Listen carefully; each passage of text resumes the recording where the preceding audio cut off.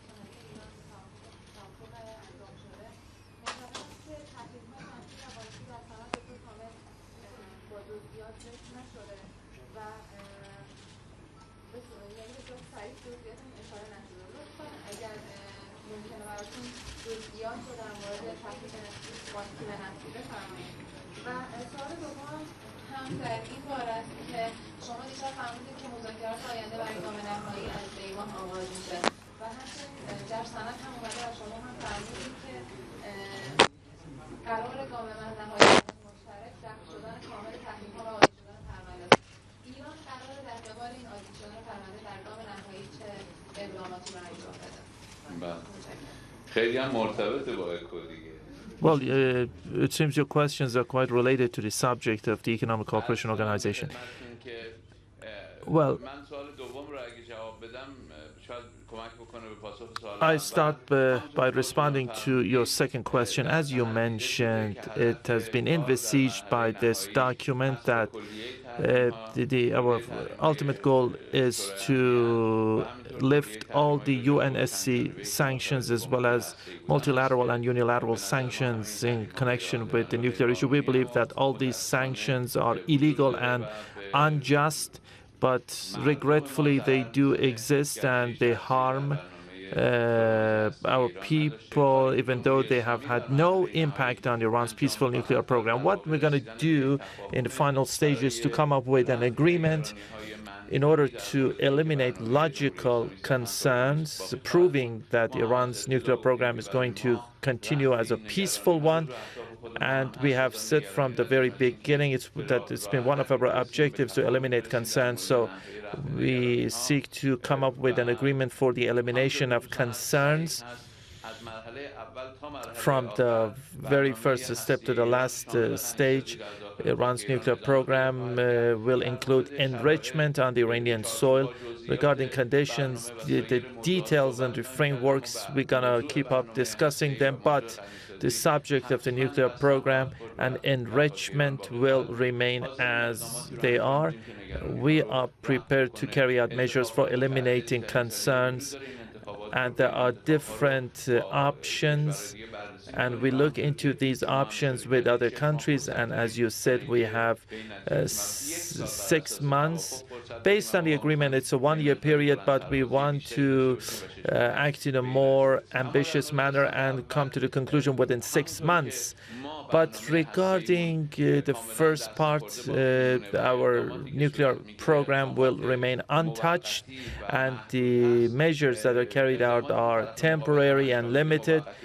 The measures by the other party will remain limited and temporary. No additional sanctions will be put in place, and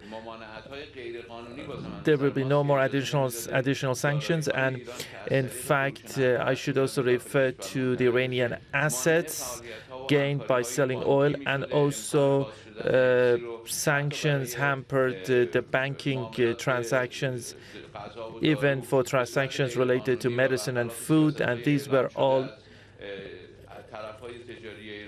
illegal, and all these will be eliminated and lifted, and also some of the items mentioned in the document the sanctions will be eliminated and lifted. Another point regarding the banking and oil sectors is that in addition to the unjust and illegal sanctions imposed on our oil sector, the insurance of refineries and oil tankers were also restrictions were imposed upon them, and all these restrictions will be eliminated based on this agreement. So one of the major impediments regarding Iran's oil transactions will be eliminated. Dr. Zarif, first of all, congratulations on your success in Geneva on the nuclear issue. I just have a question about that. Can you confirm that Iran and the United States were speaking this year before this round of talks began in Oman to solve this nuclear issue? The second question I have is about Geneva 2 regarding Syria. If you don't mind, do you think there is going to be any kind of solution if Iran is not invited? Well, on the first issue, we've been discussing on the sidelines of the 5+1 with various countries, including the United States, and we've made it very clear that there is no problem for Iran to discuss with all the parties to P3+3 or P5+1 on the resolution of the nuclear issue. Our discussions have been limited to the nuclear issue, so all the speculations about discussions involving other issues are flatly wrong. We've only concentrated on the nuclear issue, as we have discussed the nuclear issue with other members of 5+1 and other states outside 5+1. On Geneva 2, we believe that there is only the only possibility for the Syrian crisis, the very tragic situation in Syria, is to find a political solution. We believe that the illusion that there is a military solution to Syria must be abandoned. And we believe that those who continue to pursue that illusion are pursuing it at a great cost to the Syrian people. A lot of lives have been lost, a lot of people have become homeless, a lot of people have lost their livelihoods. We have a terrible humanitarian situation prevailing both in Syria as well as in neighboring countries, and we need to work together in order to address that. Now, participation of Iran in Geneva 2 is, in our view, an important contribution to a resolution of the problem. We have said all along that if Iran is invited, we will participate without any preconditions. But the point is, for us in Iran, finding a resolution to the crisis in Syria constitutes a matter of national importance, and it's a national priority for us. So whether invited or not, we will continue to support a political process in Syria that would eradicate extremism and violence and sectarianism in our region, because we believe these are threats that will not be contained or containable in Syria, and they will spread to other countries in the region, threatening all of us together.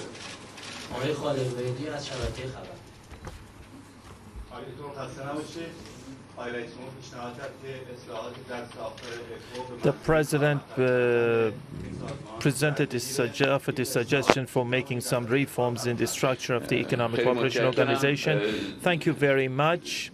The Economic Cooperation Organization, since more than a year ago, selected some prominent figures for exploring ways for, in fact, making the organization more efficient. Some suggestions have been made to the Secretariat. And also it has been looked into by the meeting of the senior experts, and these proposals and suggestions have to be looked into. It has also been mentioned by Tehran Declaration, and in this way grounds will be paved for structural reforms of ECHO, and grounds will be paved for further making this organization up to date. And the President's proposal is on the agenda, and it has also been mentioned by the Tehran Declaration, and hopefully we'll seriously follow it up. One more questions.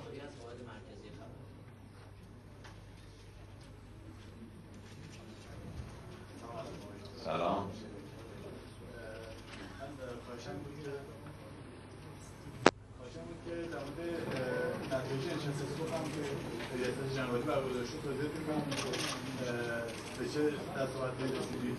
چه نتایجی داشت و اینکه خب همونطور که همکارم شده داشتن آیا ایشون فرمودن که چیزی که انتظار میره این همکاری اقتصادی در قالب کشورهای عضو ECO در اون سطحی که باید برقرار نشد. که برای عملیاتی شدن این همکاری‌ها چه برنامه‌ای داره وزارت خارجه ایران؟ The question is about ways and means for making cooperation operational within the Economic Cooperation Organization. If you take a glance at the final Tehran Declaration that has been approved and adopted by the Council of Ministers, and the journalists have been provided with a copy of the declaration. It has been clearly mentioned by this document that is a strengthening of cooperation with respect to commercial relations, elimination of trade barriers, cooperation in the energy sector, and also implementing the proposals made by the group of prominent figures till August next year, and also similar decisions have been made based on this document, and you will be provided with a copy of this document. And in fact, these are the points that can be considered as the outcomes of today's meeting, as well as the meetings that were held, attended by senior experts. To what extent are you optimistic about the continuation of negotiations? I believe that since the Iranian nation has shown that there is no option but negotiations with Iran based on mutual respect and based on equal footing, there's no other option that can solve the issue. So they entered negotiations, and this has led to a cautious optimism, that is having an aware optimism, a vigilant optimism. I believe that if political will exists, there is nothing that cannot be resolved. Thank you.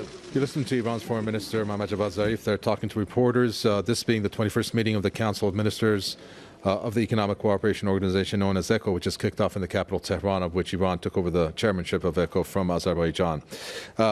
Quite naturally, the reporters there asked about the recent victory that Iran had in its nuclear negotiations with the world powers, of which Mohammad Javad Zarif said the goal is to lift UN sanctions and unilateral sanctions since they're illegal and unjust. He talked about how there's going to be agreements that have been in place now to eliminate concerns on Iran's nuclear program, which he said will remain untouched. No additional sanctions, he said, will be put in place.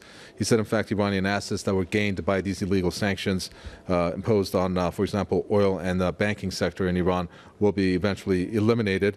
Now, regarding ECHO, he made a number of references to the Tehran Declaration, of which he said he's going to pass out to the reporters, but a couple points and clauses there. He said the elimination of trade barriers and also exploring ways to make the organization more efficient, including structural reforms.